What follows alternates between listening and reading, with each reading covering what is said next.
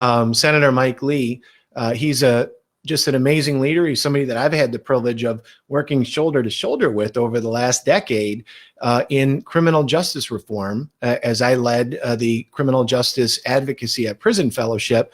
And Senator Lee, you've invested so much of your life in advancing true justice, true equality. You've worked across the aisle and all these things. I could crack a joke right now and say the last time that President Biden waded into the civil rights movement, it was when he passed the 1994 law on criminal justice, and that had devastating effects. And here we go again. What's your take on the Equality Act and what you're doing out there? And thank you so much for being with us today.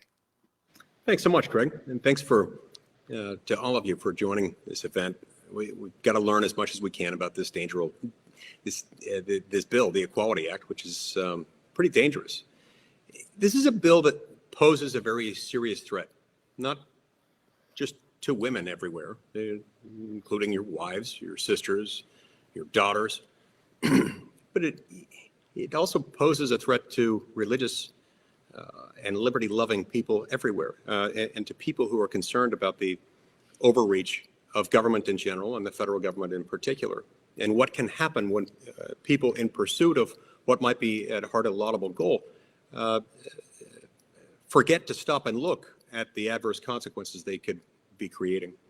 This also presents a threat to medical professionals and people of faith. Now, to be more specific about some of the many problems within the Equality Act, it's important to realize that if it's enacted, this bill will effectively force medical professionals to be willing to prescribe hormone blockers, remove healthy body parts, or in some cases reconstruct artificial body parts on individuals, including potentially young children with gender dysphoria, even if those treatments run contrary to a doctor's sound medical judgment or conscience or religious beliefs or otherwise.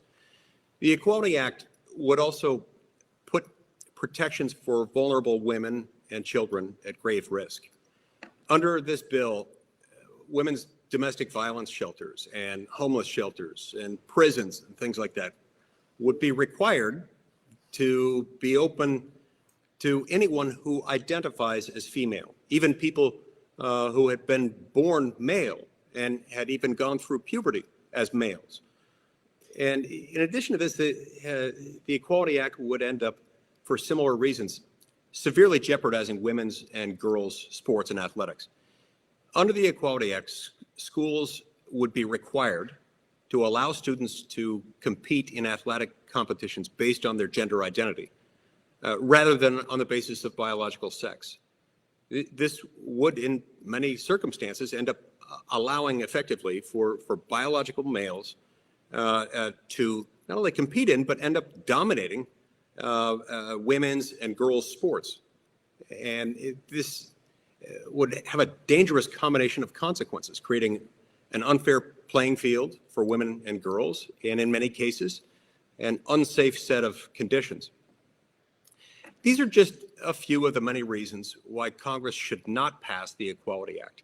Instead, Congress should protect the conscience rights and the religious freedom of all Americans. And Congress should protect vulnerable women and children, and Congress should protect fair competition in sports athletic events for women and girls. That's why I've introduced legislation. It's called the Protection of Women and Girls in Sports Act, to protect athletic opportunities for female athletes.